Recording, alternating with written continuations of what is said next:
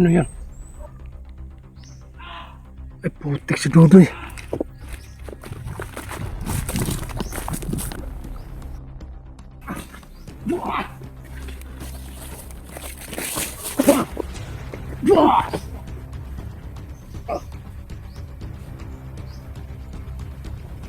Mama!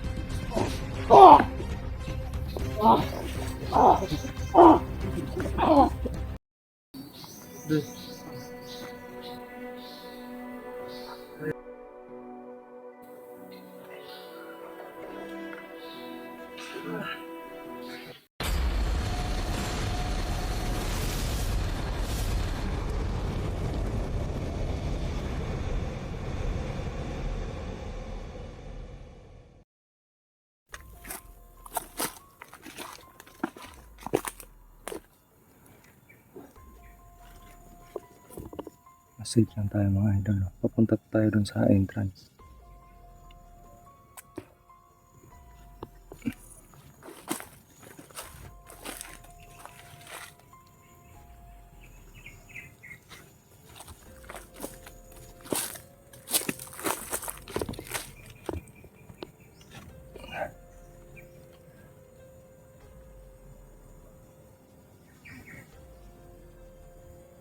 Saan na kaya yung sumisigaw kanina? Wala bigla eh.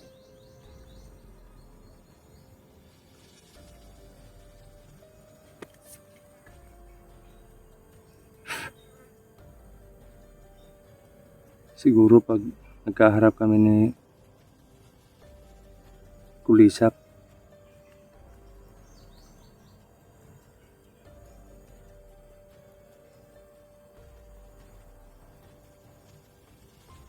Hindi man siguro enough yung singsing, kapangyarihan ng singsing na to para talunin siya. Pero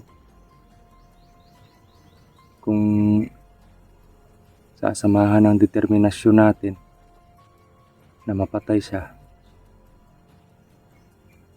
hindi imposible. Kasi may Panginoon naman eh. Hindi pababayaan. Sa akin lang ngayon, parang masama yung kutob ko dito. Parang yung boses kanina, kay Kulisap talaga yun eh. Para bang pinaglalaroan lang kami dito. Para bang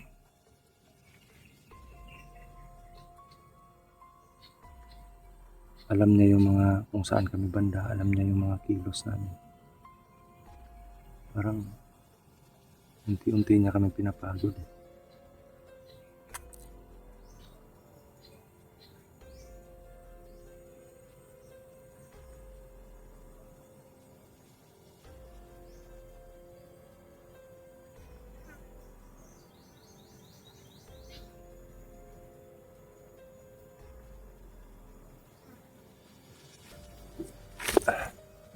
Sana kaya banda yan?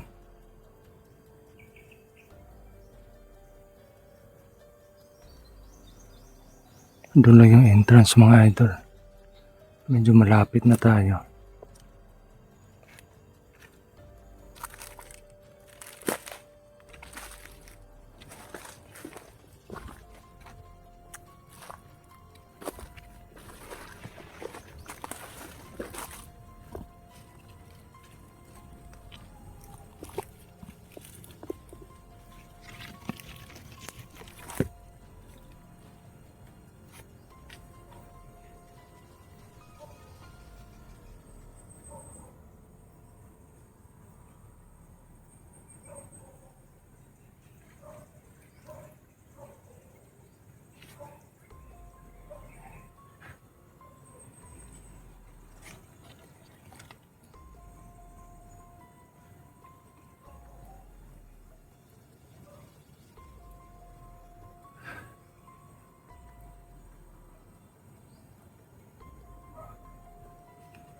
Saan na kaya si Dudoy?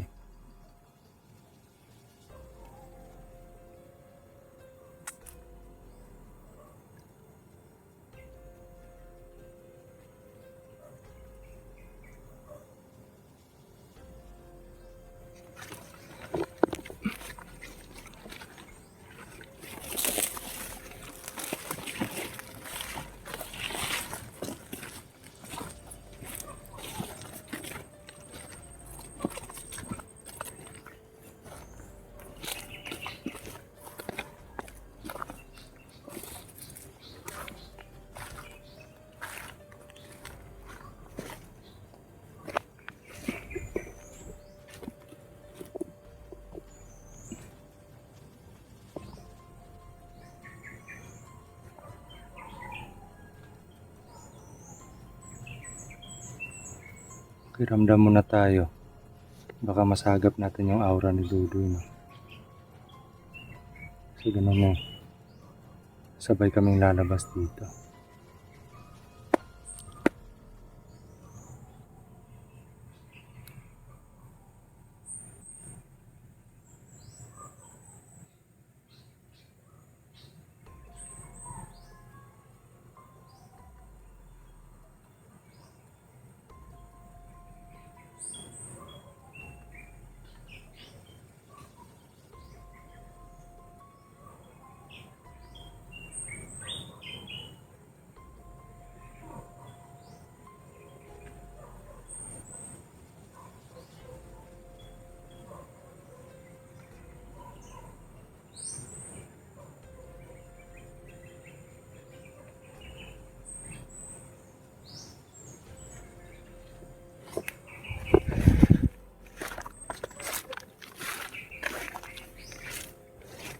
Saan kaya banda yung boses kanina? Baka nahuli na nila si Dudoy.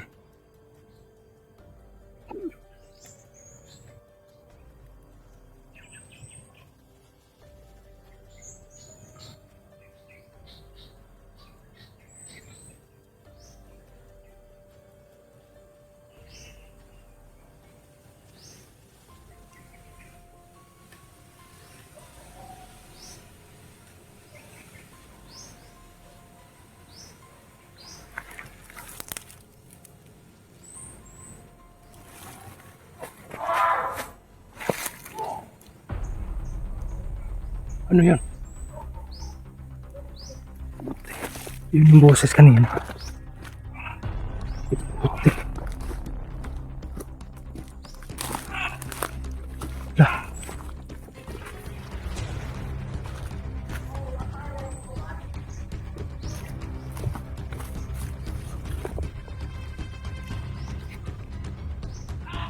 Ay, putik si Dudoy.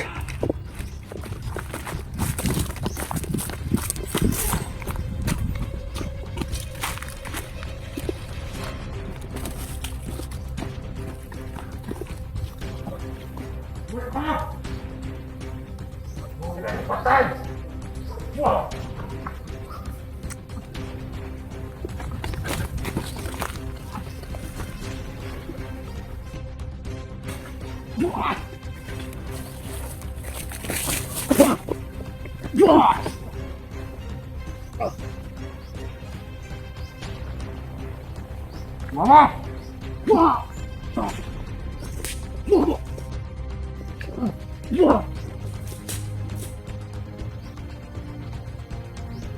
Doon mo na! Parindo pa! Tukay!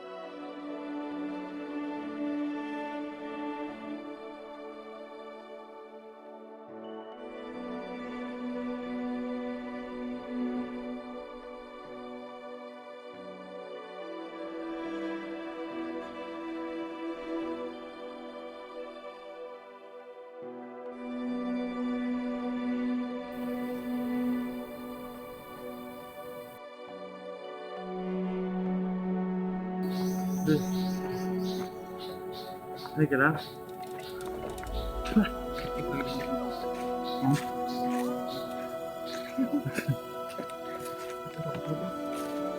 Grabe.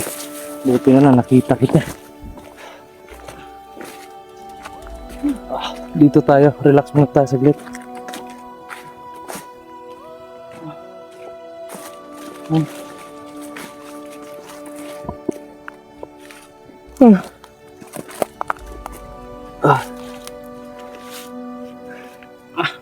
Grabe sakit na ano ko. Dito parang nabali yata. Pinilit ko na lang para makasuntok. Tsaka dito ko. Sakit. Ang paa ko. Sakit nga ng ako di. Tuhod ko na ano sa kahoy. Sa ugat. Saan ka ba galing talaga? Doon pa ako sa ano, iwan ko kung anong lugar na yun. So pinilit ko na lang ano, pinilit kong pumunta dito sa unang entrance para makalabas sana. Kasi wala na akong Ba naabutan ka? naabutan ako ng orasyon niya, no? Mandir na yun. Okay ka lang? Grabe. Yung dugo mo ano mo? Ano, parang ano na nga dito sa ulo ko eh. Sakit ng kamay ko. Nahuli niya ako isang beses. So, ito yung pinsala na ano ko. Sa akin, pinalo ako nung kasama niya ng bato dito. Yan o. Nako. Bakit sa ulo tayo pinupunteriya ng mga tao yan? Kala siguro nila pag nasugatan tayo sa ulo. Ito yung makakapag-isip ng matino. Nagtaka lang ako bro. Kung Bakit? hindi na ako makagamit ng orasyon. Ako nga rin. Buti na lang. Pagising ko kanina, dito na yung singsing ng ng kanto. Nakatulong pala sa yan. Oo. Sa akin din biglang may nagbigay sa akin ng kunting lakas para makatakbo ako kay nung hawak ako ni Commander. May sakit ng kamay ko, boy. Yung sipot ko sakit. Ito. Kailangan na natin bumaba. Baba muna tayo. Total, nandito na tayo sa sa entrance. Kasi kailangan ko na rin ipaano yung Ugutin ko yung dila ng tao na yan ngayon. Patay na yan mga idol. No? Nagamit ko pa yung sumpa ng kaluluwa. Sino nagbigay sa'yo ng singsing ko? Si Pinunong Kaburan, nagpaano na naman siya, nagpatali na naman siya doon para mahiraman lang to. Nagtaka nga ako Kagising ako, nawala na yung sakit ng katawan ko. At tumigil na yung pagdugo ng ulo ko tsaka ng pagtutura ko ng dugo. At yung pagtingin ko dito, parang humihigpit yung kamay ko. Andito na pala. At yun, narinig ko yung boses ni Pinunong Kabura. Parang Kailangan natin umuwi. Mamaya, pag naabutan na ng gabi ito, mawawala tong singsing dito sa akin at kailangan kong puntahan si Pinunong Kabura. Hanapan pa natin ng pang-alay yun kasi kailangan kong mag-alay para makalaya siya at nang makaritual na din para makasanib na siya sa akin kasi argabyado tayo pag ganito sobrang lakas na ng mga tao kailangan pa dito. natin magpagamot bunso kasi yung anting-anting natin wala nang bisa. Kaya nga. Grabe. Ano nang gagawin natin ito? Sobrang sakit na rin ang ulo ko. Oh my. Puntahan pa natin yung bag. Tara. Tara, bubunutan ko pa ng dila yung kulisap na yun. Tara, okay ka lang. Tayo. Hindi ako makapag mga idol, uwi po kami ngayon. Buti na lang, nagkita na kami ni Bunso. Yan, abang-abang na lang po sa aming upload. Bunso, saglit lang. Bubunutan ko ng dila yung tao na yun.